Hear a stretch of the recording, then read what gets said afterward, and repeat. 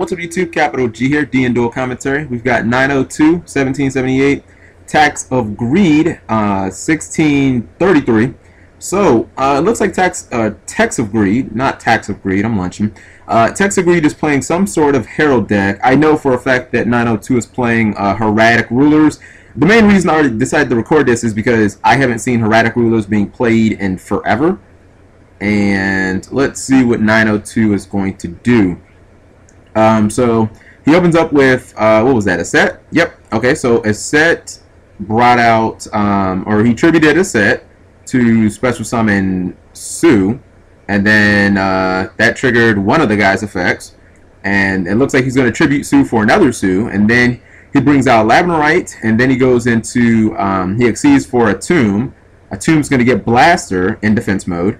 Blaster and Flameville Guard are both going to synchro up. He sets a card in the back row, and it looks like he's going to use Scrap's effect. It's Soul Charge. I think he's trying to go for game. He puts Blaster on board. I think if he makes Gaia Dragon, that's game. 8K exactly, right? Yeah. 28 plus 28, 56 plus 26 is... No, wait, I think that's more. That's more than game. I'm lunching. That's, unless he has Gores, right? That's 50... Oh my god, my math is bad. That's 82. 82 if I'm not mistaken. Okay, so yeah, super quick game. Tax of Greed gets one card and then immediately gets OTK. And I was thinking going into this game, I find 902 to be interesting. He sharks a lot, and he's kind of annoying if you've ever played against the guy. I probably have about an even record against him. I don't know, I've played him maybe 4 or 5 times. I thought going into this game, he was either going to win gloriously or get absolutely destroyed without even knowing what his opponent is playing, because that's how Hieratic Rulers operate. And you see that game, he won gloriously. I mean, Tax of Greed played one card and it was just over. You know what I mean? Now, granted, had he had an Effect Veiler or a Gores or anything, okay, maybe it would have been a little different. But, I mean, Herald of Perfection, the only hand trap I would expect to see in the main deck is probably Herald of the Orange Light. So, if your opponent didn't have Orange Light, they were just screwed because, I mean, he obviously had a fairy. He could have pitched his Perfection to potentially stay alive and then use, like, Preparation of Rites, I guess, to get it back. Alright, so 902 opens up with Upstart Goblin after Tax of Greed does a T-set. And down comes a set again.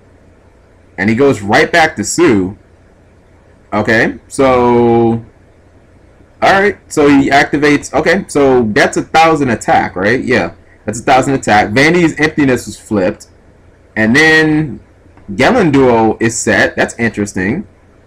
So, isn't he gonna lose... Wait. Hold on. Let's see. This card is... I'm sorry. It's the defense is 0. My bad. I know it couldn't be destroyed by battle. I'm looking at the 17. I'm like, it says 1,700 defense. Okay, so wow, that's interesting. Tax of Greed plays Vanity's Emptiness, and I wonder... Alright, so I mean, okay, he'll obviously be able to get to his Herald, but how's he going to summon it?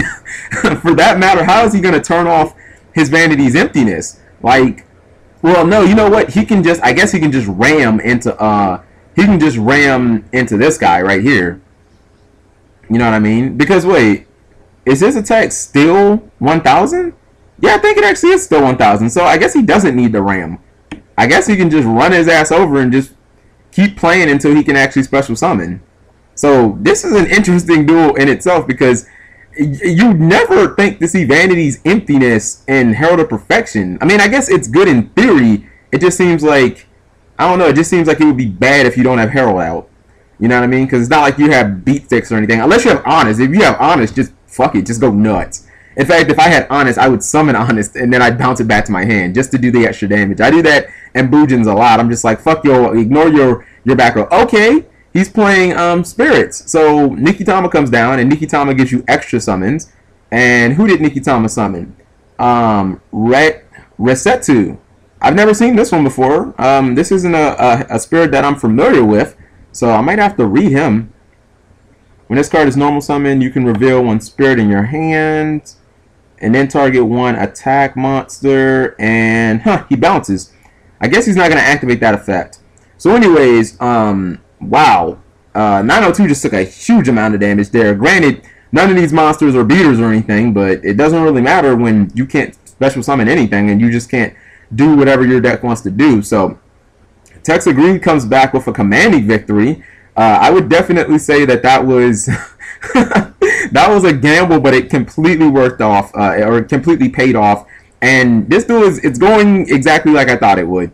Either 902 is going to win gloriously, or he's going to get destroyed. I don't predict there are going to be any competitive games in this match.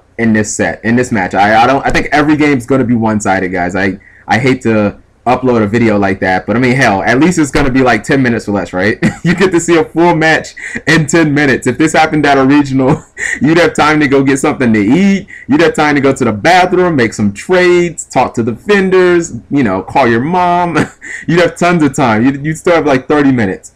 Alright, so Tex Agreed opens up with Sanju. I didn't want to call it Manju, that's why I clicked over it. For the life of me, if you showed me both cards and crossed out their names, I wouldn't fucking know the difference. I just know that one only searches ritual monsters and the other one searches both.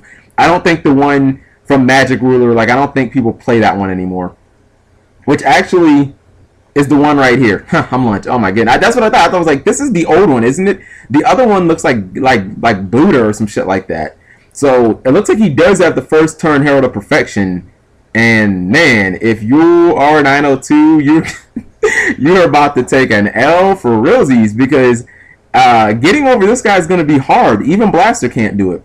So you see Tex of Greed. He's going to attack for 14. And why wouldn't you? Your Sanju is expendable. You don't care if it dies or not. All you want is this Herald of Perfection. You see that 902 sets one. Don't be surprised if that's a Flame Guard. Don't be surprised if that's a Flame Guard, or I don't think he runs Little Dragoonity Tuner guy, whatever his name is. You know, the one who's basically Flame Guard. Same thing. Alright, it's Flame Guard. That's what I thought it was going to be. If I was Tex Agreed, I would immediately try to exceed. I feel like, yeah, I feel like I have 902 on the ropes here. I'm trying to exceed into basically anything that has over 2,000 attack. So he plays Card of Consonance. Pay your cost, boy. I'd negate that. I would negate that. Tex Agreed's thinking, oh man, you should definitely negate that, dude. That's a +1. Yep, he negates it. That's a +1 for him. You got rid of 2 cards for 1. Why not? And 902 just passes. Especially if you can keep your hand at like 3 cards minimum. Do you know how dragons operate? This is not a good matchup for them, because Herald of Perfection just doesn't let them do what they want to do. Okay, now it looks like he's going to exceed. Trying to think of some exceeds to go. I think I would go into Omega. Yeah, I think I'd go into Omega. That makes the you know what? Yes, I would go into Omega, and then I go into M7. Yes, I'd go into Omega, and then main phase 2, I'd go into M7, and I'd use M7 during my next turn to put these back in my hand. So that's basically free negates. Now, if he doesn't run, Omega, he's fucking up. Okay, he goes into Diamond Direwolf. Wow, that just all the hype that I just had just fucking evaporated. Unless he has Soul Charge, in which that's still stupid. Like, why would you... Oh, he wanted Christia on board. Oh, fuck. Well, now it's just game. Now it's just... Wow. Okay, that kind of makes sense. Now, pretty much the only thing... Hey, Book of Moons it like that matters.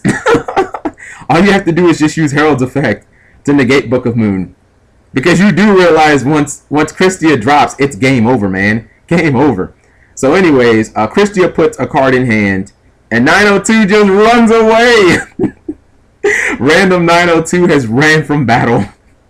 I knew it. He was either going to win gloriously or get destroyed. Thank you guys for watching as always. I'll probably do another duel with 902. Maybe it will be a more balanced duel.